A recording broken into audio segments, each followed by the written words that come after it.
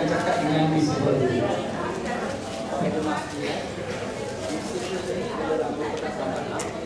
Jadi dia bukan hadiah, tapi maknanya apabila telah selesai melakukan ini, maka itu melakukan hadiah, kita diwajibkan melangkah kepada pihak syarikat melalui kawan yang ini. Dan kerana kita akan gunakan untuk semua akan datang, tuan-tuan pun takkan boleh menggunakannya kerana mereka kena ada dua alat penerima dan alat yang masih sebenarnya saya pakai sekarang. Baiklah tuan-tuan, kalaulah sekira berlaku kerosakan ataupun kehilangan, maka sebenarnya kita bukan nak tuan-tuan bayar sangat. Kalau boleh kita nak barang ini selamat.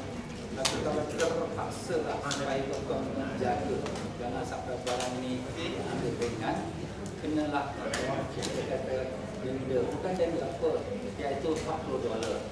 Sebenarnya barang ini kita beli bukan $40 lebih. Sebab bila kita beli, kita terpaksa beli di bulk, iaitu lebih kurang 600 device ini baru dijual kita dengan harga bulk. Jadi kalau sekiranya kita nak beli kat kedai, $100 pun tak dapat. Tapi ini kerana kita beli di bulk. Tetapi kami pun bukan nak beli tuan-tuan, maka kami harapkan tuan-tuan jagalah barang ini. Baiklah, sekarang apabila kita sampai ke Jeddah, kita janganlah letakkan barang ini seperti apa yang kita pakai sekarang. Kenapa? Kerana nanti sampai Jeddah, bila kita masuk ke X-ray, nanti takut polis itu tengok apa benda ni, takut kita dia suspect ke apa. Sebenarnya benda ni tak ada apa-apa, macam sekarang kita pakai, cuma tak mau membawa kepada dia punya suspicious, kita kena dismantlekan dia. Dismantle tu mana kita pusingkan kepala dia, dia punya area antena ni, kita kena pusingkan. Pusingkan tu kita jangan pegang antena, tapi kita kena pegang kat dia punya body dia kat bawah. Kita pusingkan dia. Sebab kalau kita pegang dekat antena dia, maka nanti dia akan rosak. Dan kat body bawah dia, kita pusingkan dia. Kemudian begitu juga ini dia punya tali dia ni, besi dia, jangan kita tarik, tapi kita picit dia punya button dia.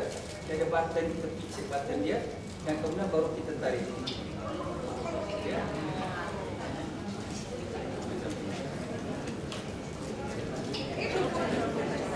Dan apabila kita cocok dia balik, dia ada dia punya tempat lubang dia yang sesuai masuk. Jadi itulah dia cara dia dismantlekan dia. Okey, jadi apa yang kita nak perlu buat? Setelah kita dismantlekan dia, kita letakkanlah dia ke berasingan. Misal kata back trolley kita letak body dia dan antena dia sama wire dia, kita letak kat hand carry kita. Jadi itulah caranya. Nanti bila kita dah sampai Mekah, baru kita pasang balik. Pasal kita akan pakai nanti waktu pergi Arafah, waktu kita ke Muzdalifah, waktu kita pergi Mina.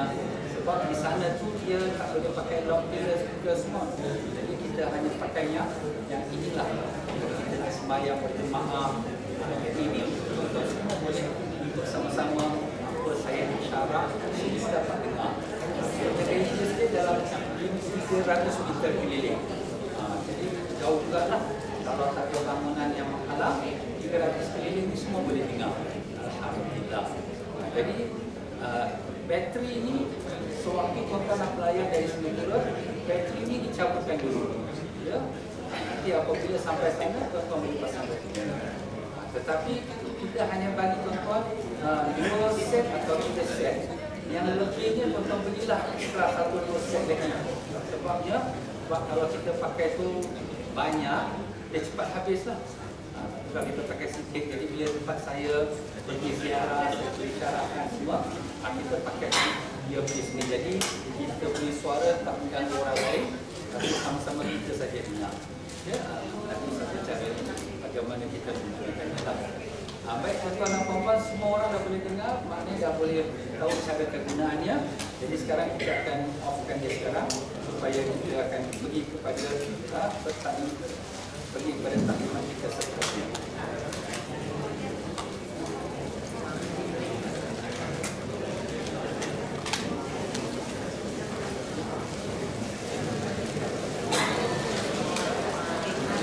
Alhamdulillah, kita dah dengarkan tadi bagaimana kegunaan receiver device. Jadi tuan-tuan dan puan-puan rahimahullah, kalau ada kita earphone, earpiece, handphone, bawalah sama-sama. Jadi untuk mendengar ni, dia punya earpiece ni kadang-kala mungkin tak tahan lama, tetapi kalau sekiranya kita ada bawa ekstra, kita punya handphone earpiece, boleh kita gunakan dia, ya, sebab cara dia pun sama saja, iaitu dengan ada jack untuk dicocokkan ke dalam dia punya tempatnya. Jadi bila kita pakai, baru kita on-kan dia. Kalau kita tak pakai, kita off-kan dia. Kalau kita tak off-kan dia punya bateri akan habis. Jadi kita on bila dipakai, kita off-kan bila kita tak pakai. Dan disetkan ke channel yang diarahkan. Sekarang semua orang dah set channel 1, jadi kita stick to channel 1, ya. Dan demikian pula jaga keselamatannya dari kerosakan dan kehilangan. Kalau sekiranya berlaku kerosakan atau kehilangan, jemaah terpaksa menggantikannya dengan harga $40, ya. Dan jemaah dinasihatkan membawa spare bateri. Sewaktu berangkat ke Jeddah, anda ada simpan dalam sling bag. Sling bag itu bag tangan kita. Dan jemaah akan gunakan setiap juga. Tapi ini tak diperlukan. Kita tak pakai ke Jeddah, ya. Jadi kita pakai bila kita tak Mekah. Baik, itu dia tentang kita punya kegunaan receiver device dan hadiah-hadiah kita. Ya, tuan-tuan dan puan-puan rahimahullah, apakah yang Muiz beri kepada kita?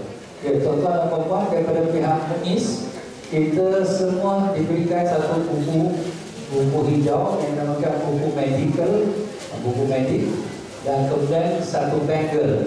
Bangle ni ada nama kita dan nombor pasport kita dan bendera Singapura dan bendera Muiz, ya. Dan demikian, jadi ini dua perkara yang ditulis. Bangle ni nak dipakai daripada mula kita di Singapore Airport. Kenapa? Sebab bila kita sampai ke Mekah, kadang-kadang berlaku kita punya badge kita hilang dan kita punya identiti orang tak tahu. Ini orang mana, Singapura atau Malaysia ke, sebab muka kita muka Jawa sama. Jadi Singapura, Malaysia, Indonesia, Filipina, Vietnam, orang Arab panggil apa? Jawa. Walaupun kita bukan orang Jawa, tapi panggil Jawa. Jadi tuan-tuan dan puan-puan, mereka Maghribi, ada orang Maghribi. Jadi untuk kenal kita dari mana? Bangle kita. Bangle ni memang tak boleh buka dah, ya. Kalau kita pakai, dia tak boleh buka. Tapi ialah, bukan tak boleh buka mati, bila dipaksa buka baru boleh buka. Jadi kita pakai, kita wudu pun dia boleh longgar sikit, ya. Jadi kita pakai, kalau berlaku apa-apa kemalangan atau sebagainya, badge kita pun dah tak ada, itulah dia akan menjadikan bahan untuk pengenalan. Baiklah tuan-tuan dan puan-puan, sekarang hari raya kita sudah hampir tiba. Tetapi kita ada prosedur yang nama pre-check-in. Pre-check-in ni maknanya kita akan hantar beg-beg kita sehari sebelum belayar ke airport. Kenapa? Supaya bila hari kita belayar, kita dah tak payah sibuk-sibuk lagi. Jadi itu antara cara yang bagus juga, ya. Jadi sehari sebelum belayar, biasanya sehari sebelum belayar, dan nanti akan dikonfirmkan oleh pihak penerbangan dan dimaklumkan kepada kita. Apakah yang akan kita lakukan pada hari pre-check-in ini? Hari pre-check-in, maka akan diserahkan kepada jemaah pasport dan boarding pass. Jadi jemaah akan diberikan pasport dan boarding pass. Tapi ingat, jemaah bertanggungjawab jika berlaku kehilangan dokumen-dokumen ini. Jadi maknanya pada hari itu, apabila kita sudah check-in barang-barang, kita akan bagi boarding pass dan juga pasport kepada jemaah. Adalah disimpan dalam sling bag kita. sling bag yang kita berikan hadiah kepada para jemaah. Kerana apabila tuan-tuan letak sana letak sini, bila kita hari nak belayar, kita punya mind ni sudah kelam kabut. Cepat dah lambat, cepat. Tertinggal pasport kat rumah. Kena pula rumah kat Jurong pula. Allah, nak patah balik Jurong lagi nak. Jadi lebih baik masuk siap-siap dalam hand carry kita. Dan pastikan pasport kita tu dia tak ada bank draft dulu, ada pakai kita katakan pakai cek. Sekarang ini bank draftnya. Ni duit tuan-tuan, jangan koyak ya. Ini kita punya visa haji, ini duit, dan juga ini stiker untuk maktab kita. So semua jemaah haji pastikan bila diterima pasport dia ada 3 perkara: visa, ada bank draft, dan ada stiker. Stiker kita ni sebagai tempat maktab kita. Maktab nombor berapa? Maktab nombor 94. Jadi di Mekah ni, Saudi Arabia, dia bagikan kita punya jemaah-jemaah haji pecah-pecah maktab. Kenapa pecah-pecah maktab? Kalau nak kontrol ratus-ratus ribu sekaligus, susah. Jadi satu office responsible for 3,000 jemaah haji. Jadi kita punya jemaah haji Singapura 680. Jadi kita akan berfungsi dengan Malaysia satu maktab 94. Jadi kita dengan saudara-saudara Islam kita, orang Malaysia kita ya. Ini pasport kita yang kita akan serahkan kepada para jemaah pada hari pre-check-in. Dan pre-check-in hari yang kita belum tetap lagi, sebagaimana saya katakan tadi. Tetapi insyaAllah apabila dah dapat jawapannya, kita akan maklumkan kepada para jemaah ya. Jadi itu dunia tanda dia. Dan insyaAllah tuan-tuan dan puan-puan, apakah peraturan pre-check-in? Jemaah hendaklah menghantar beg besar yang telah dipilih oleh pihak syarikat pada hari dan waktu yang telah ditetapkan ke airport. Jadi misal kata kita ditetapkan kita belayar hari Rabu, hari Selasa kita akan hantar pergi ke airport. Hari Selasa pukul berapa? Pukul 10 pagi. 10 pagi kita hantar ke airport. Jadi kita ikut dengan timing dia. Dan jemaah mesti datang sendiri tanpa diwakili sesiapa. Sekarang ini zaman very strict. Dulu kalau pergi suami isteri, suami bawa, dah isteri tak payah datang. Kalau sekiranya pergi anak isteri keluarga 4 orang, 1 orang datang, yang lain tak payah datang. Tapi sekarang every single person mesti ada depan kaunter. Bila dia tengok Ahmad, dia kasih dia tengok pasport, muka sama. Tengok Fatimah binti Ali, tengok pasport, muka sama. Baru dia isukan dia punya boarding pass. Jadi very strict sekarang ya. Tapi Ustaz, kalau kita tak boleh datang macam mana? Misal katalah ada orang dia tak boleh datang kerja dia tak boleh lepas, maka dia check in pada hari belayar. Hari belayar, kalau dia belayar hari Rabu, pukul 5 flight off, pukul 2 dia datang, dia kena terus pergi ke kaunter Saudi Airline untuk dia pre-check in. Tapi maklumkanlah kepada pegawai supaya kita membantu jemaah tersebut pada hari tersebut. Tapi jangan semua kata, okey, aku datang hari belayar. Semua kata datang hari belayar. Dah penuh pula. Jadi itu satu masalah. Kami harap kalau dapat kita ikutlah dia punya peraturannya yang ditetapkan oleh pihak penerbangan. Dan setiap beg tidak boleh dikunci kerana ianya akan diperiksa di lapangan terbang Changi dan Jeddah jika diperlukan. Jadi sini tuan-tuan dan puan-puan, kita jangan kunci beg kita. Ustaz, kalau tak kunci nanti hilang barang. Jangan bimbang. Kita pegawai akan ikatkan dia dengan kabel tie. Kabel tie. Jadi kalau ada ikat kabel tie ni, dia memang tak boleh buka. Dia memang tak boleh buka, melainkan kalau digunting saja. Kenapa? Sebab nanti apabila beg kita dah masuk dalam X-ray di Changi Airport, kadang-kadang pihak security tengok ada benda dah yang tak sedap lah. Buat keluar balik, kita dah balik dah. Jemaah dah balik. Kita kena call, jemaah, beg awak kena keluarkan balik, kena check pula. Kan dah susah problem. Jadi, tapi Alhamdulillah tak pernah berlaku. Tapi kita kena buat undang-undang macam tu. Di Jeddah, apabila beg kita dikeluarkan di Jeddah, kita tidak menunggu setiap orang ambil satu beg, tidak. Sebab kalau setiap orang nak ambil satu beg dia cari, makan masa banyak. Apa yang kita akan buat? Kita akan bawa semua beg Tia Fauzi ini keluar. Kita akan x-ray. Dan bila kita bawa keluar tu x-ray tu, alhamdulillah lepas. Tapi ada satu beg, custom tengok, buka beg ni, alamak, ini nama dia Asia binti Ali. Alamak, mana Pakcik Asia dia tak tahu. Dia kan dah susah. Jadi kita tak perlu nak cari Pakcik Asia. Kita pun guntingkan kabel tie, bukakan, sila tengok.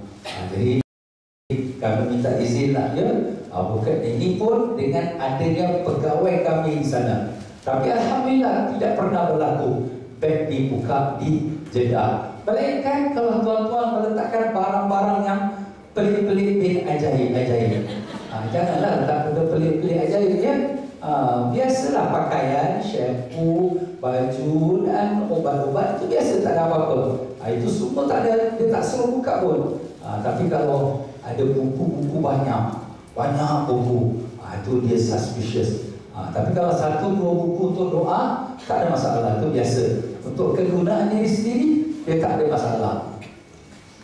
Dan jemaah tanpa pasangan dibenarkan satu beg pakaian atau satu beg troli, atau kedua-duanya yang tak melebihi 20 kg setiap satu. Jadi maknanya kalau orang tu sendirian berhad, dia tak ada pergi ngasal siapa, dia seorang-seorang dia. Dia boleh masukkan beg besar dan beg troli, atau salah satu beg besar atau beg troli untuk masuk dalam kargo. Tetapi ini tak boleh lebih 20 kg, ini tak boleh lebih daripada 20 kg. Itu dia syarat undang-undang. Kalau jemaah itu pergi berpasangan suami isteri, dia dibenarkan 2 beg pakaian dan 1 beg troli yang tidak melebihi 20 kg. Jadi pergi suami isteri, 2 beg pakaian besar dan 1 beg troli. Dia kata, Ustaz, saya nak masuk 2 beg besar, beg troli saya tak nak, saya nak bawa tangan. Jawapan kami, dia kena masukkan juga. Sebab apa? Sebab kompartmen yang ada dalam kabin Saudi Airlines ni, kompartmen atas kepala kita kecil. Jadi kalau semua orang, every trolley bag tak boleh masuk nanti. Jadi sebab tu kami nasihatkan, kalau kita pergi suami isteri 2 orang, 1 beg troli masuk dalam kargo. Beg besar memang dah masuklah, 1 beg troli masuk kargo. Aduh Ustaz, saya nak letak pakaian salinan, kongsilah suami isteri. Suami isteri kongsi 1 beg, ya. Tapi kalau suami itu nak bawa kain ihram sebab dia nak jatuh niat atas kapal terbang, dia boleh masuk dalam beg troli juga. Kalau tak muat, dia bawa hand carry, plastik bag apa. Sebab kain ihram tu bukan berat sangat, ya. Macam itulah untuk dia salin kain ihram dia. Jadi saya harap perkara itu jelas, ya. Maknanya kalau dia suami isteri, dia masukkan 1 trolley bag, ya, 1 trolley bag. Kalau dia seorang sendirian, dia boleh pilih nak masuk 2 pun boleh, nak masuk 1 pun boleh. Itu terserah pada dia, ya. Dan kemudian jemaah dibenarkan menulis di atas beg masing-masing sesuatu tanda atau nama atau tanda-tanda yang tertentu untuk mudah dikenali. Ini kita beg semua sama. Daripada jauh macam mana nak kenal ni? Dan siap tulis nama dia, Mustafa Kamal umpama. Ataupun dia letakkan bunga, dia letak bunga redih macam orang baru kahwin. Daripada jauh orang nampak, itu beg saya tu ada bunga biru-biru kuning tu. Nampak? Jadi itu pun bagus untuk mudah identification, pengenalan yang mudah, ya. Dan apabila pre-check-in, setiap beg tidak boleh dikunci kerana ia akan diperiksa di lapangan terbang Jeddah dan Changi. Ini telah saya sebutkan, ya. Jadi jangan dimanggakan dia, ya. Dia akan nanti kita akan ikatkan dia. Setiap beg hendaklah diikat dengan bag tag. Macam mana nak ikat bag tag tu, tuan-tuan? Jadi kita tunjukkan bag tag ni.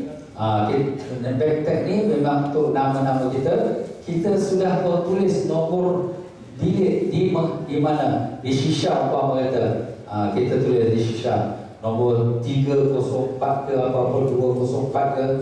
Jadi nanti kalau kita kat Mekah kita tulis nombor bilik Mekah, kalau kat Madinah kita tulis nombor bilik Madinah, kalau Jeddah kita tulis nombor bilik Jeddah. Tapi kita tak bagi Jeddah lah ya. Jadi kita tali dia kita masukkan bawah handle dia. Tali masuk handle. Lepas tu tali ni kita bukakan dia dan kad dia tu masukkan tengah-tengah tali dia. Kad dia tu masukkan tengah-tengah tali. Dan kemudian kita tarik dia. Nampak tuan-tuan? Simple and easy. Saya ulangi sekali lagi. Tuan-tuan tengok. Jadi pertama tali dia masukkan bawah handle. Kemudian lepas tu dibukakan tali dia tu, dimasukkan tengah-tengah kad dia. Dan kemudian lepas tu ditarikkan. Kalau cara macam ini dia tidak akan terlepas melainkan kalau dipotong. Dia tak akan terlepas melainkan kalau dipotong. Tapi kalau tuan-tuan dan puan-puan buat macam simpul, tuan-tuan ikat macam tuan-tuan simpul boleh terbuka. Jadi jangan buat simpul. Kena ikut peraturan yang telah kami tunjukkan ini ya. Jemaah dibenarkan menulis di atas beg masing-masing sesuatu tanda atau nama dan tanda-tanda tertentu sebagaimana yang disebutkan tadi lah ya. Dan demikian pula timbang beg 24 jam sebelum pulang.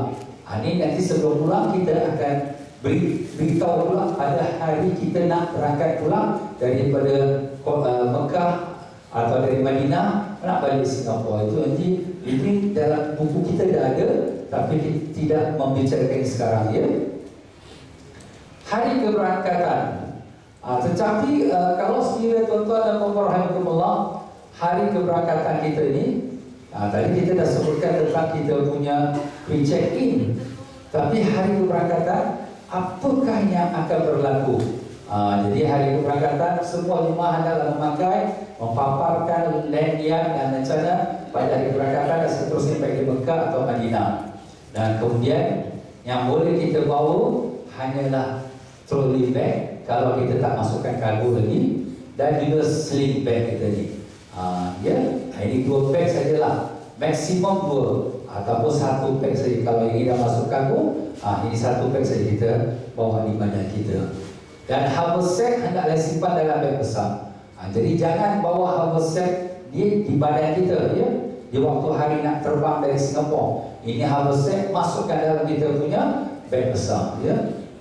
Dan demikian pula tuan-tuan, jemaah dilarang membawa bersama sebarang bentuk logam yang tajam seperti pisau, penjepit buku-buku, gunting dan lain-lain di dalam kabin, dan apa itu cecair yang melebihi 100 ml. Jadi kat botol ni dia tulis 100 ml. Kalau 110 dia tahan.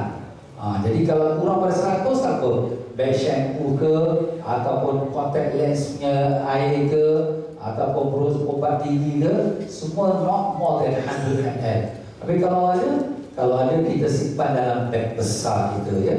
Gunting-gunting, benda-benda tajam semua tak boleh kita bawa dalam hand carry kita.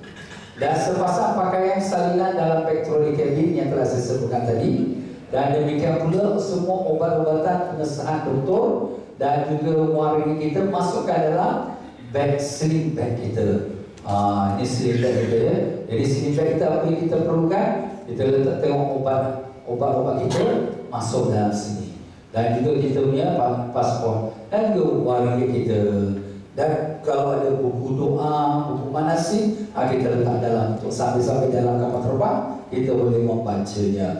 Jadi tuan-tuan dan puan-puan yang mereka yang makan obat lunch, dinner, nanti dalam kapal terbang kita terbang lebih kurang dekat-dekat 8 jam setengah.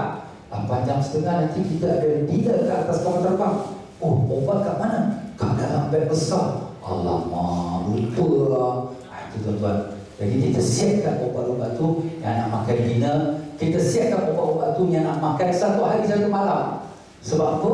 Sebab bila kita sampai Mekah, beg kita pun kita tak jumpa lagi. Beg kita banyak ni. Kadang-kadang berlaku beg kita tersilap angkat. Jemaah Singapura tapi dia angkat beg kita pergi tempat lain pula.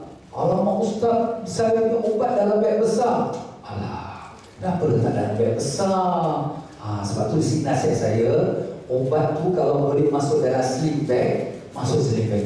Oh banyak obat saya. Kalau banyak, you siapkan 2-3 hari punya makan untuk dalam sling bag kita. Kemudian yang balance tu letak dalam bag troli, jangan bag besar. Sebab kadang bag besar ni tersilap angkat bag troli, kita tarik sendiri.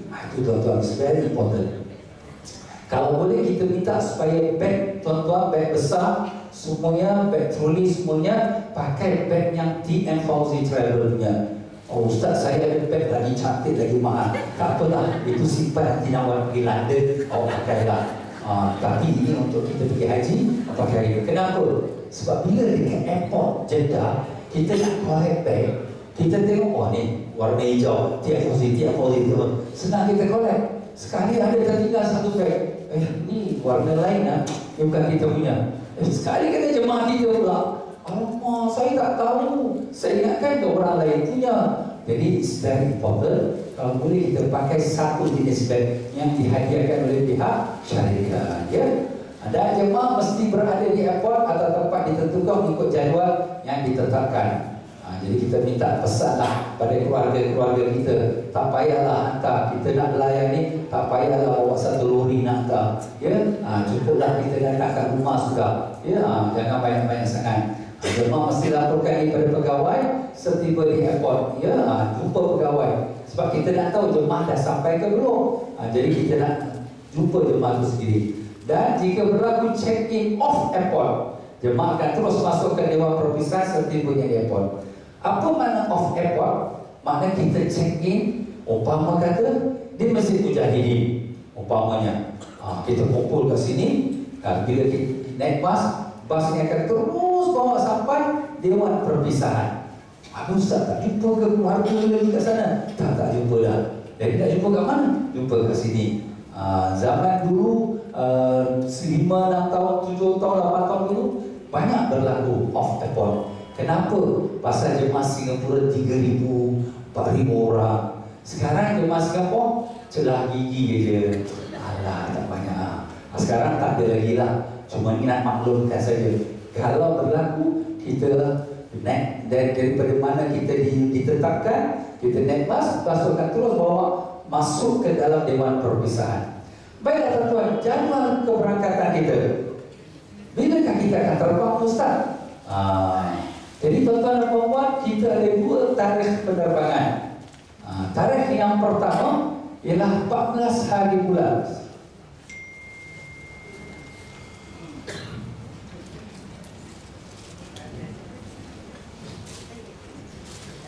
Tarikh yang kedua ialah 16 hari bulan. Apa yang berlaku tuan-tuan dan puan-puan? Sebenarnya pihak kami telah membuat booking untuk 16 hari bulan semua jemaah TM Travel seramai 163 orang. Tetapi oleh kerana pihak penerbangan ini dia tak mencukupi seat, sebab seat itu lebih kurang 200 lebih saja. Dan kita ada jemaah Singapura yang lain yang banyak lagi, 20, 30, 40. Jadi pihak headquarters Saudi Airlines dia bagi kita, tapi dia tak bagi 100%. Dia kata nak be fair to the others juga. Pasal yang lain travel pun adalah customer dia juga, ya. Kita pun customer dia dan yang lain pun customer dia. Jadi dia pecahkan kepada penerbangan kita kepada 2 penerbangan. Penerbangan pada 14 hari bulan dan 16 hari bulan. Tapi majoritinya 16 hari bulan. 114 jemaah di 16 hari bulan dan 45 jemaah pada 14 hari bulan, ya. Dan alhamdulillah pegawai-pegawai kami sudah pun berhubung dengan tuan-tuan dan puan-puan, dan alhamdulillah kita sudah mendapatkan jumlah yang diperlukan, 45 orang untuk berangkat 14 hari bulan. Dan jemaah yang berangkat 14 hari bulan ini sebenarnya untung. Kenapa? Dia tak perlu bayar tambahan duit, dapat duduk ekstra 2 malam, dapat makan 2 hari ekstra lagi, free of charge, dapat tambah ibadat lagi. Alhamdulillah. Sebenarnya satu semayang saja kat Mekah sudah 100,000 kali semayang di Singapura. Jadi alhamdulillah dapat ekstra ibadat. Jadi itulah keadaannya. Jadi saya mohon maaf kerana ini semua luar daripada kuasa kita. Kita sebagaimana saya katakan, kita mengatur, Allah yang tentukan. Tapi ada hikmahnya. Pihak Saudi Airlines sampai hari ini mereka masih cuba mendapatkan upgrade kapal yang lebih besar. Kalau dapat kapal yang lebih besar, semua boleh terbang satu flight pada tanggal 16. Tapi sampai hari ini mereka belum dapat lagi. Jadi kita put aside, letak tepi itu, kita sudah set mind kita, yang mana berangkat 14, aku berangkat 14. Tapi kalau dapat berita, okey, dah sekarang dah berubah, semua 16. Alhamdulillah, semua berangkat 16. Tak ada masalah. Sebab itulah program kita yang asal pun, kita berangkat 16. Jadi dalam buku kami ini, kami letakkan dua-dua date. Keberangkatan yang pertama dan keberangkatan yang kedua. Maupun dekat Hilton, Ajiat dan Pidin. Ada bercampur-campur. Ya? Semuanya dia akan berangkat imma 2 flight ataupun imma 1 flight saja. Jadi itulah dia. Berangkat itu kalau 14 hari bulan hari Senin pukul 2 kena ada ke airport.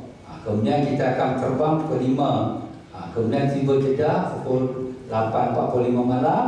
Dan insyaAllah hari esoknya selepas 24 jam baru kita pergi tawaf dan sa'i.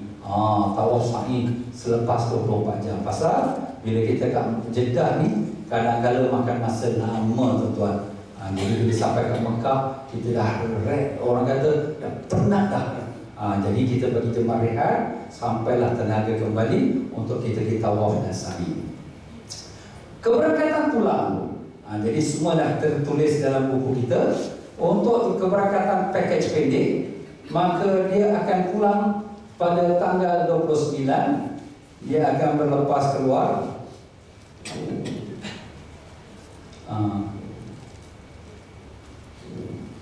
Haji Ayub ya. Package pendek dia akan pulang pada 29 dan sampai Singapura 30 hari Rabu. Package Hilton yang Ajiat keberangkatan pulang dalam buku tuan-tuan tak ada ya. Tak ada dalam buku. Keberangkatan pulang ni SPD saja. Package panjang tak ada. Tak ada sini. Ini ada.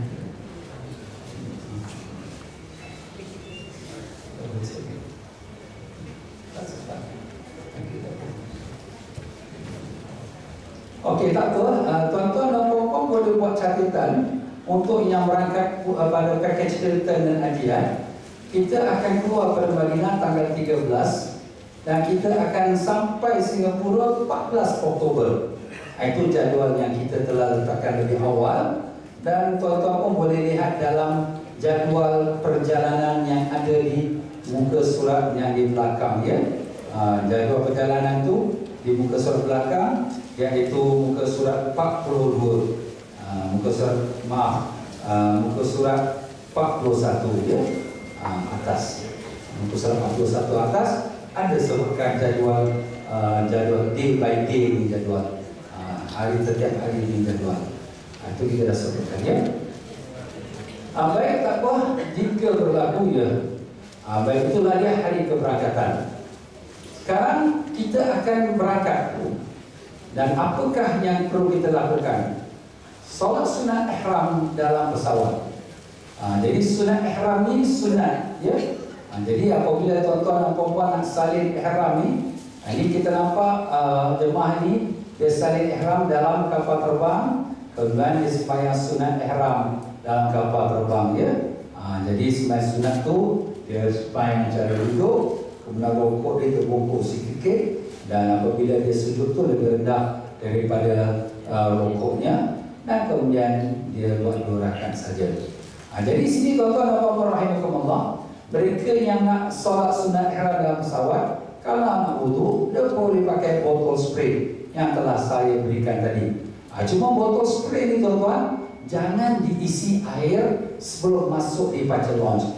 Kalau isi air dah lebih 100 ml, dia akan tarik itu botol. Botol pun dia tarik. Kita nak buang air pun dia tak bagi. Dengan botol-botol dia tarik. Habis nak buat macam mana? Bawa masuk tu kosong. Nanti dalam kapal terbang, boleh kita isi air, tak apa. Itu cara dia.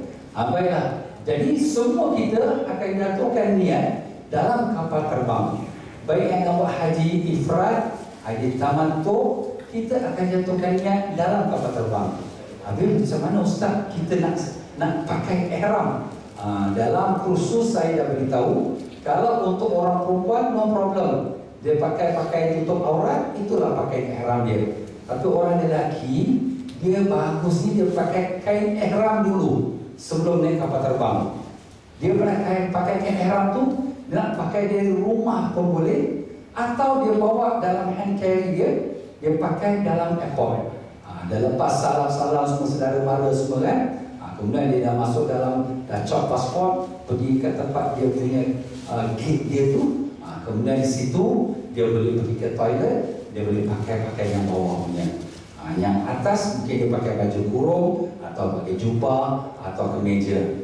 Nanti apabila kapal terbang pun dah bergerak, bila nak dekat landing, 1 jam before landing, saya kalau ada ataupun pegawai saya, kita akan buat pengumuman para penumpang lagi 1 jam kita akan landing, maka kita akan jatuhkan niat ihram lagi 15 minit umpamanya. Exactly pukul berapa Ustaz kita lalu kat miqat? Exactly 20 minit before landing kita akan lalu miqat. Tapi kalau 20 minit kita nak jatuh niat, takut dah terlepas. Pasal kapal terbang ni dia bukan stop, dia jalan terus. Jadi kita kena precaution lebih awal lagi. Kita jatuhkan niat. Jadi macam itulah. InsyaAllah kalau saya ada, saya pimpin. Kalau 2 flight, mungkin pegawai saya pun akan pimpin. Jadi kita akan beritahu siapa yang nak jatuh, nak buat haji tamattu, dia akan jatuhkan niat umrah. Sekarang ikut saya akan pimpin jatuh niat umrah. Siapa yang nak buat haji ifrad, dia akan jatuhkan niat haji. Sekarang ikut saya siapa yang nak jatuhkan niat haji. Kita akan pimpin one by one. Jadi tuan-tuan dan puan-puan, dari sekarang kita kena buat keputusan. Aku nak buat tamattu ke nak buat ifrad ni? Kena buat keputusan sekarang. Jangan dia dah niat ifrad, aku niat haji, sampai turun kapal terbang, aku nak buat tamattu, aku tak larat. Kenapa kau ni? Dah jatuh niat haji, tak boleh batal. Kalau nak batal, dia kena sembelih kambing lagi, kena gunting rambut lagi, sampai kau nak lepas dah sembelih kambing semua, baru dia boleh buka ihram, baru jatuh niat tamattu pula, niat umrah. Lecehnya kerja.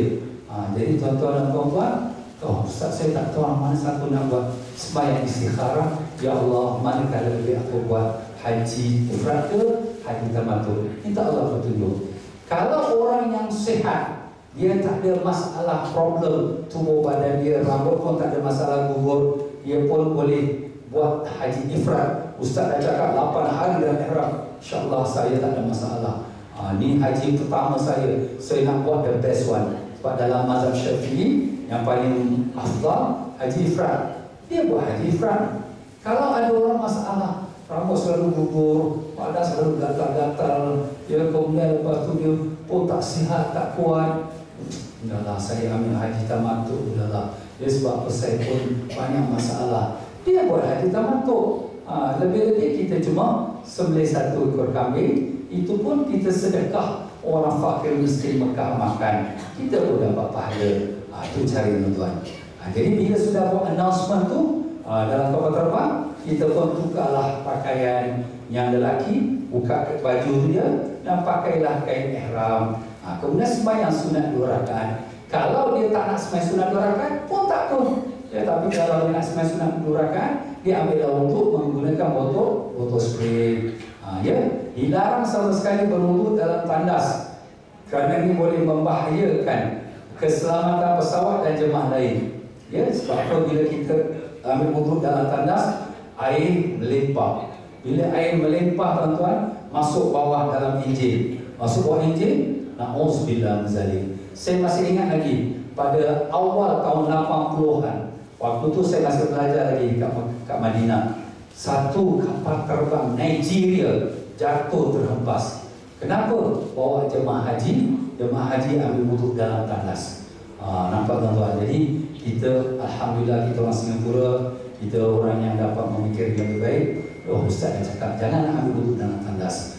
Kalau nak ambil wuduk, isi air dalam botol dan kita ambil duduk, sambil itu kita boleh ambil wuduk. Macam tu. Ya.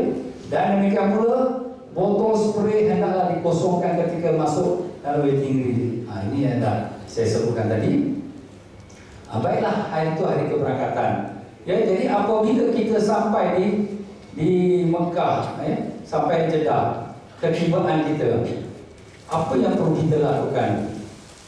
Ini ringkasan amalan.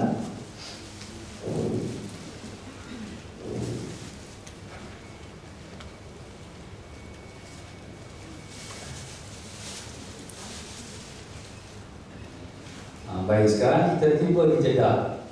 Apabila kita tiba di Jeddah, para jemaah semua akan diletakkan dalam waiting room. Waiting room ni dia ke atas sini. Ini waiting room. Kita semua akan nampak apa yang berlaku di bawah. Apabila kita punya immigration counter semua sudah mula kosong, nanti dia akan panggil kita turun dan kita akan turun mengikut dia punya lorong dia sampai ke bawah. Kalau nak pakai lift pun ada lift juga, ya. Kat sini ada lift. Jadi kemudian kita line up. Kita line up, dia tak line up perlu mahram lagi dah. Tak perlu suami isteri. Kita line up ikutlah mana yang dapat, kita duduk line up, penuh-penuhkan dia. Dan kemudian lepas sampai lepas immigration, one by one, satu orang satu. Yang lain semua tunggu belakang line. Lepas immigration, baru kita pergi ke tempat dia punya barang-barang ataupun beg-beg kita. Di sini tuan-tuan dan puan-puan, kita minta kerjasama kepada jemaah yang sihat, yang kuat, untuk dapat mengeluarkan beg-beg jemaah untuk dibawa ke custom. Ya, jadi tuan-tuan dan puan-puan, beg-beg kita semua ni akan dilompokkan di sebelah conveyor. Jadi kita pun tak tahu mana satu conveyor, tapi kita kena cari. Jadi beg ni bila dah kumpul semua penuh, kemudian nanti bila kita dah keluar selesai immigration dekat ujung sini, kemudian kita jalan, ya, kita jalan sampailah ke tempat beg kita cari. Pegawai-pegawai akan cari begnya dan kemudian tu minta tolong kepada orang muda, kita keluarkan satu-satu, kita keluarkan pergi ke tempat X-ray. Jadi tuan-tuan dan puan-puan rahimakumullah, kerja ini kalau dilakukan oleh pegawai saya sahaja memang tak berdaya. Tapi kita minta kerjasama tuan-tuan dan puan-puan.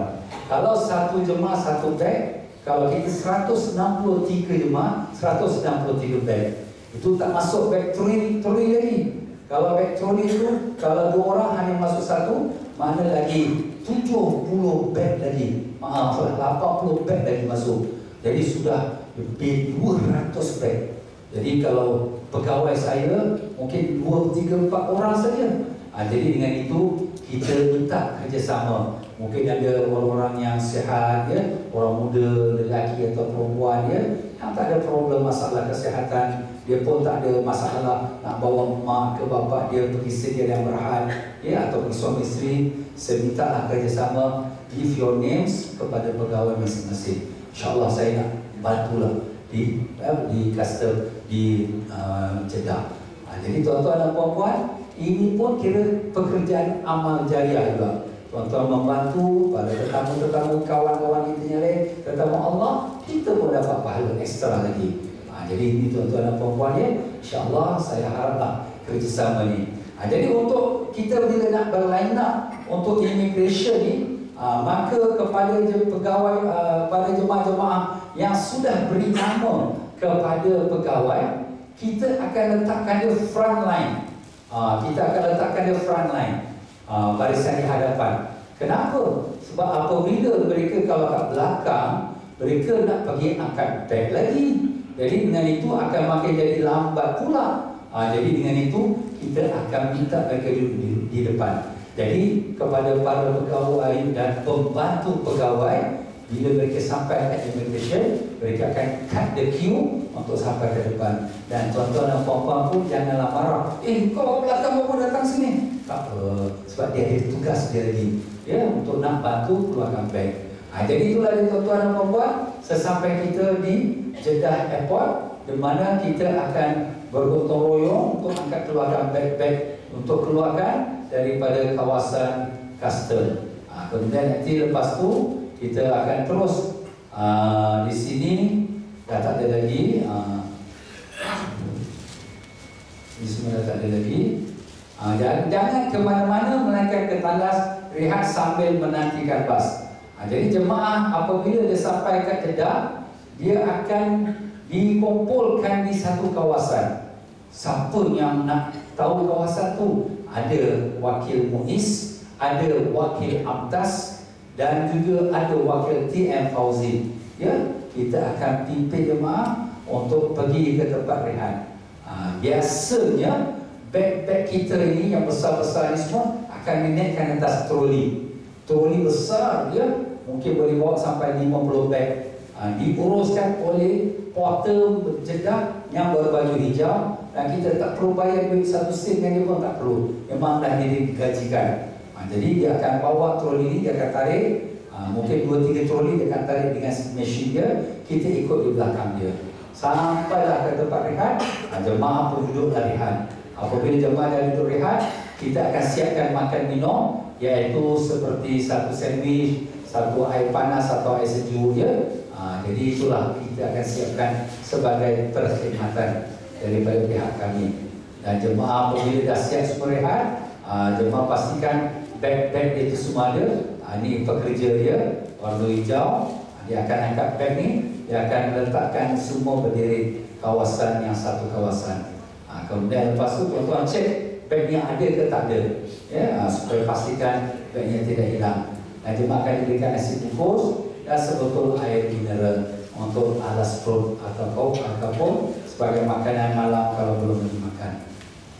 Jemaah mesti menaiki bas yang diarahkan oleh pegawai. Okey, jadi jemaah semua, kita punya rombongan, kita ada 5 warna. Package Hilton ada 2 grup, package Ajian ada 2 grup, dan package kita katakan package pendek ada 1 grup. Jadi ada 5 warna. Jadi 5 warna ni tak sampai pun satu warna 50 orang ramai. Satu warna 30 orang, satu warna 28 orang, ya, satu warna 32 orang. Jadi apa yang kita lakukan? Kita akan campurkan untuk penuhkan bas tu 45 orang satu bas. Jadi ini satu warna tambah lagi 10 orang. Ini satu warna tambah lagi 10 orang. Alhamdulillah, melalui mesyuarat saya dengan pegawai-pegawai berangkat, kita sudah tetapkan berapa ramai warna ini masuk bas ini, berapa ramai warna ini masuk bas ini. Jadi kami harap kerjasama tuan-tuan dan puan-puan supaya bila diaturkan oleh pegawai, tuan-tuan menerimanya. Janganlah kita orang kata berukal atau marah. Ini bukan nak pecah, tak ada. Ini supaya nak penuhkan bas. Sama, semua yang akan pergi satu tempat yang sama. Tak ada lain ya. Dan keduanya, ada bas yang di mana jumlah jemaah kita tak penuh. Maka dia akan campur nanti dengan jemaah Indonesia atau jemaah Malaysia untuk satu bas berangkat pergi ke Mekah. Jadi saya maklumkan sekarang ini supaya jemaah sudah set in mind apa yang mereka akan hadapi di Jeddah. Dan beg-beg kita semuanya akan diletakkan di atas bumbung bas. Kita nampak ya, bumbung bas diletakkan beg besar dan beg troli kita. Beg troli kita ni jangan letak dalam bas, nanti dia penuh dekat lorong-lorong ni, nanti orang nak jalan tak boleh. Jadi kita bila naik bas, beg troli letakkan kat tepi bas. Beg troli saya ada duit. Jangan letak duit dalam beg troli. Duit tu kita simpan dalam sling bag kita. Dan pasport kita para jemaah sekalian, daripada immigration shop tu kita pegang pasport letak dalam sling bag. Nanti apabila kita naik bas, dia minta pasport kita balik. Dia call semua passenger, dia akan ambil pasport, dan dari saat itu kita takkan jumpa pasport kita, melainkan sampai kita kat Jeddah untuk nak balik Singapura. Habis pasport kita pergi mana? Maktab simpan. Ini undang-undang dia. Dia tak mau jemaah haji dia lari dengan pasport, jadi dia pegang pasport kita. Nak pergi Madinah pun, nanti dia bagi pasport dengan driver, dia tak bagi dengan kita. Itu undang-undang dia. Jadi para jemaah ingat, Bila dapat pasport, jangan masuk beg besar, tapi simpan dalam sling bag dia, dan nanti bila naik bas, kita kena serahkan pasport kepada pegawai dia yang berkenaan. Begitulah dia tuan-tuan dan puan-puan ya. Kita mungkin digabungkan dengan travel agent lain ataupun nationality yang lain ya. Kita terimalah itu semua adalah asam garam dalam perjalanan kita menuju ke Baitullah ya. Besar kena hantar ke bilik jemaah setelah semua jemaah masuk ke bilik. Jadi apabila sampai ke hall rumah kita di Shisha, tuan-tuan dan puan-puan, beg-beg besar yang atas bas itu semua akan diturunkan dan kita pihak pekerja TM Fauzi akan hantar ke bilik tuan-tuan dan puan-puan mengikut nombor bilik yang ada di kad beg tuan-tuan. Habis Ustaz, saya nak salin baju saya. Itu dalam beg troli awak dah ada tu. Bawa lah. Nampak tuan-tuan ya? Itu pentingnya beg troli itu. Dan bas kita ni setibanya di Mekah, dia tak pergi ke rumah kita. Dia akan pergi ke maktab dahulu. Dan di maktab, dia akan bagikan rencana dan kartu maktab. Ini sebagai contoh. Kartu maktab, kad lah dia, kad maktab, dan rencana dia, juri panggil dia. Ini Ustaz nak buat apa ni? Ini kita kena pakai dia. Kita kena pakai kat tangan kita. Ini dah Muiz punya, ini maktab punya. Wah, kaya lah kau. Banyak gelang. Kita pakai. Kenapa? Sebab bila kita sampai ke Arafah, nak masuk pintu Arafah kemah kita ni, dia punya security tengok. You bukan sini punya. Macam mana? Kat sini. Itu bangle mana? Itu bangle mana? Nampak tuan-tuan? Bangle maktab. Dan juga dia punya kartu maktab, name card maktab. Kalau tuan-tuan hilang, kena bagi tahu pegawai, kita minta lagi. Tapi kalau sekurang-kurang ada bangle maktab, maka dia bagi masuk. Macam itulah juga di Mina. Sebab banyak berlaku kecurian. Orang luar masuk dalam kawasan perkemahan, dia curi handphone, dia curi beg orang. Jadi security very tight. Hanya jemaah yang hidup kemah ini boleh masuk. Orang luar tak boleh masuk. Jadi diperlukan. Jadi tuan-tuan jangan hilangkan dia ya. Baik tuan-tuan dan puan-puan rahimahumullah. Jadi begitulah. Jadi bila kita sampai di tempat rumah kita, di manakah rumah kita ni tuan-tuan dan puan-puan? Bangunan rumah kita ini dia dinamakan bangunan Sa'ad Al-Lahyani. Ini bangunan rumah kita. Ini Noh Building, tempat yang klinik Muiz. Klinik Muiz dan beberapa travel agent Singapura. Dekat dan depan dan belakang saja kita. Dan di sini tabung haji Malaysia. Di sini dia ada hospital tabung haji. Dan di sini tempat melontar, beda supermarket. Ini melontar shopping atau apa? Ini nak pergi melontar batu Jamrah. Ini ke Jamrah. Dekatlah kita tempat Jamrah. Lebih kurang 500 meter kita berjalan, kita sampailah ke tempat rumah kita. Kalau kita jalan slowly dalam 15-20 minit, kita sampai. Alhamdulillah. Jadi tuan-tuan, ini bangunan rumah kita di Shisha. Bangunan ini baru masuk umur 6 tahun ya. Alhamdulillah baru lagi. Dan kemudian bilik-biliknya terbaik ya. Ini dia punya lift ada dua, ada dua. Dan kemudian biliknya semua siap dengan katil, dengan dia punya selimut dan juga bantal ya. Ini ada setiap apartmen ada dapur dan ada export. Ya, setiap apartmen ada dapur dan export, dan dia ada 3 tandas, 4 bilik berfungsi 3 tandas. Ada yang tandas duduk, ada tandas yang menyangkut. Jadi mana yang sesuai kepada jemaah tersebut. Ini keadaan di rumah Shisha. Jadi berapa harikah kita akan berada di rumah Shisha, itu mengikut kepada keadaan. Ya, kalau kita datang awal 14 hari bulan, kita mungkin adalah masjid 12 hari. Tapi kalau kita datang 16 hari bulan, mungkin kita duduk dalam 10 hari. Begitulah ya. Dan tuan-tuan dan puan-puan, apabila kita sampai Mekah, kita akan mengerjakan tawaf. Bila kita akan kerjakan tawaf pada malam lepas Isyak. Jadi kalau sekiranya tuan-tuan dan puan-puan, kita lihat pada jadual perjalanan kita, apabila tuan-tuan dan puan-puan sampai Jeddah pukul 9 malam, Kemudian mungkin kita akan keluar daripada jeddah pagi subuh. Ini pengalaman saya, kadang 6 jam, 8 jam kita duduk kat jeddah. Lambat proses dia. Kemudian sampai ke Mekah lagi 2-3 jam lagi. Jadi mungkin kita sampai Mekah pukul 10 pagi. Kita pun penat dah satu hari perjalanan. Jadi kita bagi tuan rehat dulu. Makan tengah hari rehat, makan malam rehat. Kemudian pukul 9 malam baru kita bawa tuan-tuan pergi tawaf dan sa'i. Semua jemaah akan dibuat tawaf bersama, tidak ada ditinggalkan. Ustaz, saya hanya termaktub buat umrah. Ustaz, saya hanya umrah. Kita buat bersama. Kenapa? Sebab hukum tawaf semuanya sama hukumnya. Syarat dan rukun tawaf sama. Bezanya apa? Bezanya niat dia. Kalau you buat umrah, niat tawaf umrah. Kalau you buat haji, niat tawaf kudum. Tawaf selamat datang. Lepas daripada tawaf, kita akan pergi pula sa'i. Bila sa'i, you buat umrah, you sa'i umrah. You buat haji, you buat sa'i haji. Ya, macam tu. Jadi tuan-tuan dan puan-puan, untuk jemaah-jemaah ni kita akan buatkan in group tawaf berkumpulan. Kita pecahkan jemaah tu dalam kumpulan. Kumpulan 8 orang, 10 orang, ya.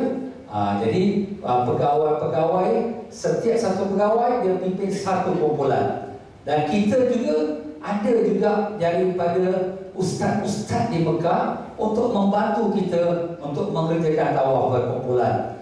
Jadi cara tawaf berkumpulan ni, kalau lelaki yang memimpin, maka suami dengan isterinya kat belakang, kemudian suami dan isterinya kat belakang. Kemudian lepas tu isteri yang ke belakang si pula dengan suaminya, dan kemudian isteri yang di dengan suaminya. Macam tu caranya. Jadi semuanya jalan sama-sama. Tapi macam mana jalan sama-sama tuan-tuan dan puan-puan? Kita kena betul-betul pegang dia punya tangannya. Jadi kalau kawan kiri kanan kita, pegang tangan dengan tangan. Saya kata, ni kalau kawan sebelah kiri saya, pegang tangan dengan tangan. Kalau sekira isteri kita kat depan, kita pegang baju dia. Jangan pegang telekong dia. Dan telekong dia tertarik, ya? Pegang baju dia. Kalau suami kita kat depan, kita pegang hujung kain ihram dia. Hujung kain ihram dia. Jangan tarik yang kain kat bawah, nanti terburai. Ihram bagian atas. Itu caranya. Jangan ambil ringan. Ada orang di jalan macam biasa, baru satu pusingan, habis pecah semua. Dah tak tahu mana kawan semua, dah tak tahu. Tapi bila kita serius, kita pegang kawan dengan kawan, kita pegang baju kawan depan, kawan kita belakang pegang baju kita belakang. Alhamdulillah, 7 pusingan sama dia, tak ada pecah pun. Itu yang kita nak. Tapi terserah kepada para jemaah. Tapi lambatlah sikit ustaznya, pasal kita jalan perlahan. Kalau ada jemaah yang sudah experience, ustaz saya dah pernah pergi haji, ustaz saya dah pernah umrah, saya nak tawaf sendiri, boleh tak? Boleh. Kita mengalu-alukan. Kenapa? Meringankan kita punya beban. Jadi 150 orang, 50 orang saja kita pimpin, 100 orang semua nak buat sendiri. Alhamdulillah. Ataupun tuan-tuan dan puan-puan sudah tahu pengalaman, tuan-tuan ajak pula kawan, roommate. Kau ikut aku pimpin kau tawaf, aku pimpin kau sa'i. Okey, tak apa. Jadi kita pun ringan sikit. Jadi tuan-tuan dan puan-puan, sekarang ini para pegawai-pegawai pun sudah pun mendapatkan nama-nama pegawai jemaah untuk disatukan grup. Jadi tuan-tuan ikutlah apa yang telah ditetapkan oleh pegawai. Jadi kalau mutawifnya orang perempuan, maka orang perempuan yang berdekat dengan mutawif itu menaklah isteri yang belakangnya suami dia. Jadi begitulah seterusnya. Suami kemudian ni suami, ini istrinya, ya. Jadi begitulah dengan cara susunan. Mungkin 8 orang, mungkin 10 orang. Kalau yang orang kata orang yang tidak ada suami atau isteri, kita kumpulkan dia dengan rombongan orang yang tak ada suami atau isteri. Di Masjidil Haram Ada juga fasilitas ataupun kegunaan yang membolehkan kita tawaf dan sa'i sendiri menggunakan wheelchair battery. Wheelchair battery. Ni tuan-tuan boleh tawaf picit je di jalan je. Nak sa'i pun picit je di jalan saja. Tapi bayarannya tak mahal. Bayarannya 100 riyal saja. Tapi nak tunggu dia 1 jam pun tak dapat. Sebab saya sendiri dah kena. Tunggulah dia. Tunggu 1 jam pasal orang pakai banyak. Jadi nak orang pulangkan dia baru kita dapat 1, 2. Jadi lama tuan dia. Tapi kalau musim umrah memanglah dia mudah kita dapatkan. Ini sewa dia. So kalau musim umrah ni 50 riyal. Kalau musim haji ni 100 riyal dia. Baiklah. Sekarang bila kita tawaf, kat mana kita nak bertemu dengan para jemaah? Ni kalau sekiranya tuan-tuan dan puan-puan ya, apabila kita masuk Masjidil Haram, tuan-tuan dan puan-puan mesti mengenal pintu-pintunya untuk kita mengetahui kita masuk di mana dan kita keluar dari mana.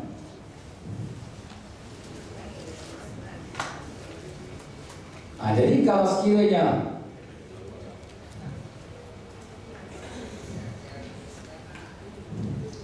kalau sekiranya tuan-tuan masuk, biasanya kita akan masuk ke pintu nombor 1, pintu King Abdul Aziz. Ini kota Mekah tuan-tuan ya. Ini kota Mekah. Jadi ini pintu yang besar nombor 1. Nama dia pun nombor 1, gate nombor 1. Di sini ada jam besar. Depan dia ada tower, the 7 towers. Salah satunya Mekah Clock. Jam besar ni. Mekah Clock. Jadi tuan-tuan dan puan-puan, kalau kita keluar pada pintu ni, kita akan nampak tower ni dengan Mekah Clock. Kalau tuan-tuan tengah tawaf kat tengah-tengah sini pun, tuan-tuan boleh nampak Mekah Clock. Ini kita landmark kita. Landmark tu mana tanda kita. Inilah tempat arah aku keluar, ini tempat arah aku masuk. Okey, ini satu. Jadi kita akan semua masuk dari sini, atau dari mana pun tak apa. Kemudian kita akan mulakan tawaf. Di depan Kaabah ni tuan-tuan ada lampu hijau di sini. Lampu hijau ni apa? Tanda Hajar Aswad. Tanda bertepatan dengan Hajar Aswad.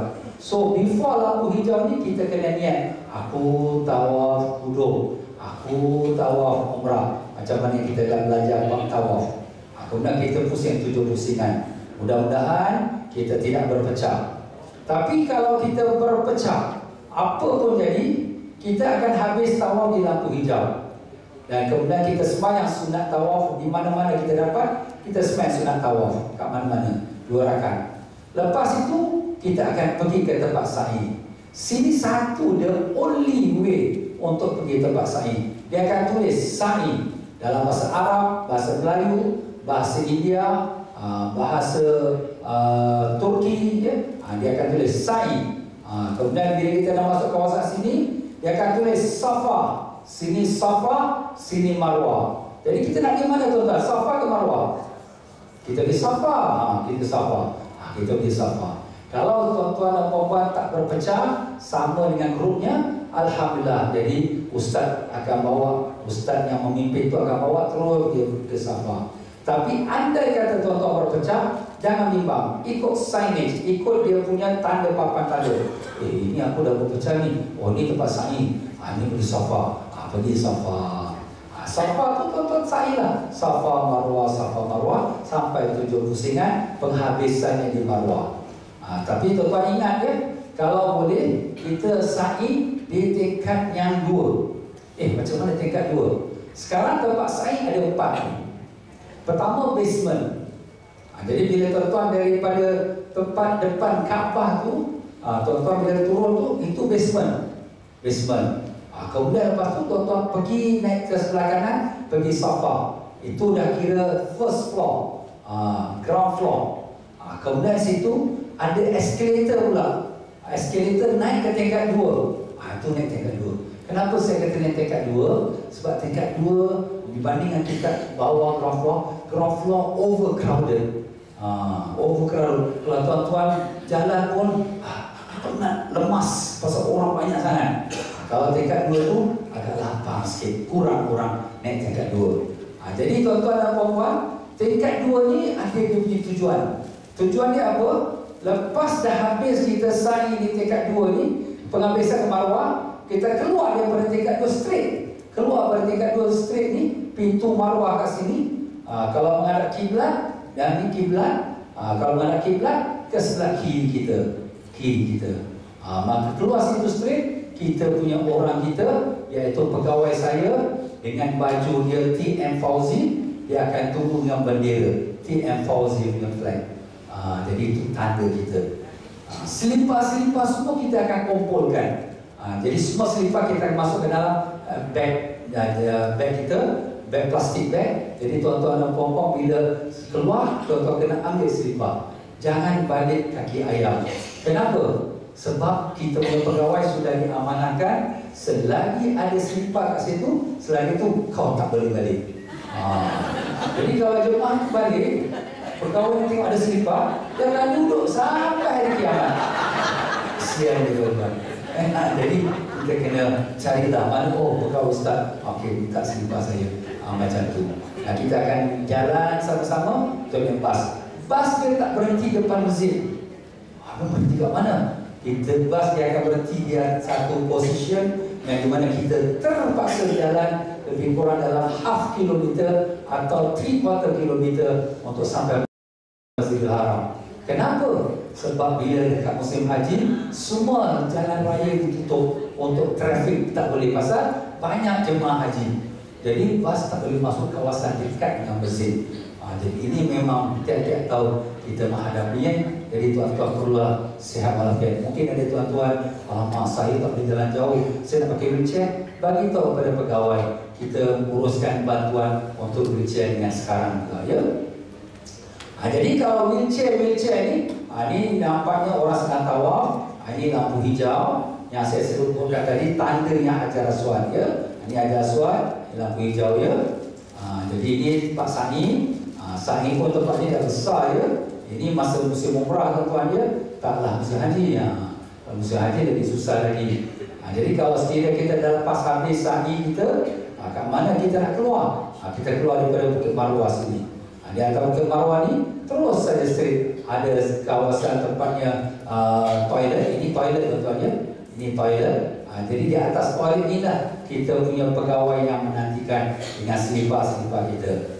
Itu dia. Jadi kalau pertama lepas daripada tawaf, kalau kita terlepas, kita jumpa orang kat sini. Kalau kita tak jumpa, kita terus pergi ke Sa'i. Dalam sini terus kita pergi Safa, dan seterusnya Safa Marwah yang telah saya tunjukkan tadi, ya.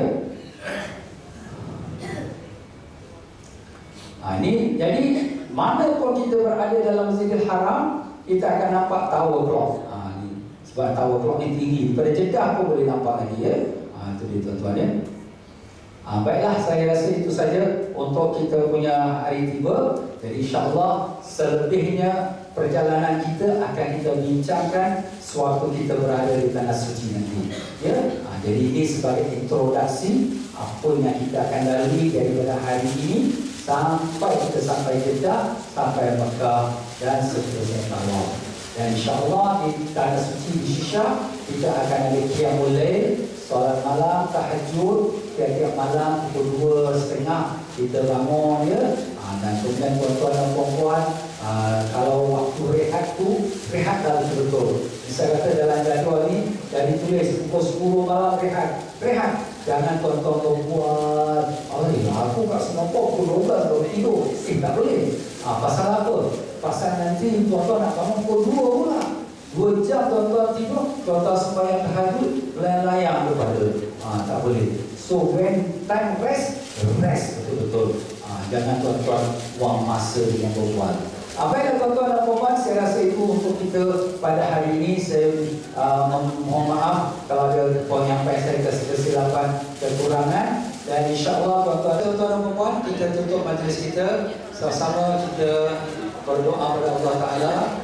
Ila hadratin Nabi Sayyidina Muhammadin sallallahu alaihi wasallam. Al-Fatihah.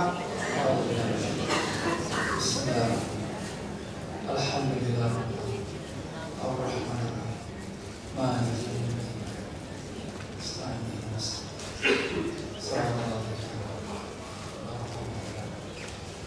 Bismillahirrahmanirrahim. Alhamdulillah rabbil alamin. Allahumma salli wa sallim wa barik ala sayyidina Muhammad wa ala alihi wasallam. Allahumma ya Allah ya Tuhan kami mohon padamu ya Allah dengan nama-namamu yang mulia dan sifat-sifatmu yang agung. Kami mohon padamu ya Allah. Kami mohon padamu ya Allah dengan berkat syafaat Nabi kami Rasulullah sallallahu alaihi wasallam. Ya Allah ya Tuhan kami, Engkau mengetahui semua kami telah meletakkan niat dan azam untuk menyambut panggilan-Mu ya Allah. Terimalah kedatangan kami ya Allah. Mudahkanlah segala urusan kami ya Rahman. Berikanlah kami sehat walafiat untuk menyempurnakan semua ketaatan padamu. Kami tahu kami tak layak untuk sampai ke tanah suci-Mu. Kami tahu kami banyak kesilapan dan kesalahan. Tapi kami tahu kalau Tuhan yang Maha Pengampun, Engkau suka mengampunkan hamba-Mu. Ampunilah kami ya Allah. Ampunilah segala dosa-dosa kami yang sengaja, yang tak sengaja, yang besar dan yang kecil, yang telah kami bertaubat kemudian kami ulangi lagi. Ya Allah ya Tuhan kami, ikhlaskan hati kami sepanjang dalam ibadah kami padamu ya Allah. Berikanlah kami kesabaran dalam menghadapi segala ujian. Jangan Engkau menguji kami dengan ujian yang berat ya Allah. Kami bimbang, kami tak mampu menanggungnya. Ya Allah ya Tuhan kami, berikanlah kami hati yang khusyuk dan izinkanlah kami dapat menangis di hadapan rumah-Mu, dapat menangis di padang Arafah, dapat menangis dan kami sujud padamu. Ya Allah ya Tuhan kami, ubahkanlah hidup kami untuk jadi hamba yang taat padamu. Kami berazam ya Allah, sepulangnya dari haji, kami nak jadi hamba yang taat padamu. Kami nak jadi hamba yang soleh dan solehah, tapi kami tak mampu melakukannya tanpa dengan izin-Mu ya Allah. Berikanlah kami kekuatan zahir dan batin. Berikanlah kami pimpinan-Mu ya Allah, dan jadikanlah kami hamba yang Kau ridai. Ya Allah, izinkanlah kami dapat menatap wajah Nabi kami Rasulullah sallallahu alaihi wasallam. Izinkanlah kami dapat berziarah ke makam Nabi kami ya Allah. Izinkanlah kami untuk bersalam kepada-Nya. Allahumma ya Allah ya Tuhan kami, selamatkanlah penerbangan kami yang akan sampai ke tanah Jeddah ya Allah, dan selamatkanlah perjalanan kami daripada Jeddah ke Mekah Al-Mukarramah, dan mudahkanlah perjalanan kami daripada Mekah ke Arafah, dan daripada Arafah ke Muzdalifah, dan Muzdalifah ke Mu'aisim, dan Mu'aisim ke Mina dan Muntar. Ya Allah, mudahkanlah semua urusan-urusan rukun haji kami ya Allah. Demikian juga sekalian saudara-saudara kami daripada kaum muslimin dan muslimat yang lain. Allahumma ya Allah, kami meninggalkan anak istri keluarga kami, rumah tangga kami serahkan segala-galanya kepada Engkau ya Allah. Engkau lah yang sebagai pemelihara, dan kami tak ada daya dan upaya melainkan hanya meletakkan harapan kepada-Mu ya Allah. Ya Allah, terimalah kami, terimalah kedatangan kami, terimalah kami menyambut panggilan-Mu. Labbaik Allahumma labbaik, labbaik la syarika lak labbaik, innal hamda wan ni'mata laka wal mulk la syarika lak. Rabbana atina fid dunya hasanah wa fil akhirati hasanah wa qina adzabannar. Allahumma ij'al lana hajjan mabrura, Allahumma ij'al lana hajjan mabrura, Allahumma ij'al lana hajjan mabrura wa sa'yan mashkura wa dhanban maghfura wa 'amalan salihan maqbula wa tijaratan lan tabur. Ya 'alima ma fis sudur, akhrijna ya Allah min adh-dhulumati ila an-nur. Rabbana taqabbal minna innaka antas samiul 'alim wa tub 'alaina ya maulana innaka antat tawwabur rahim. Wa sallallahu ala sayyidina Muhammad wa ala alihi wa sahbihi wasallam. Walhamdulillahi rabbil alamin. Taqabbalallahu minkum inna minkum taqabbal.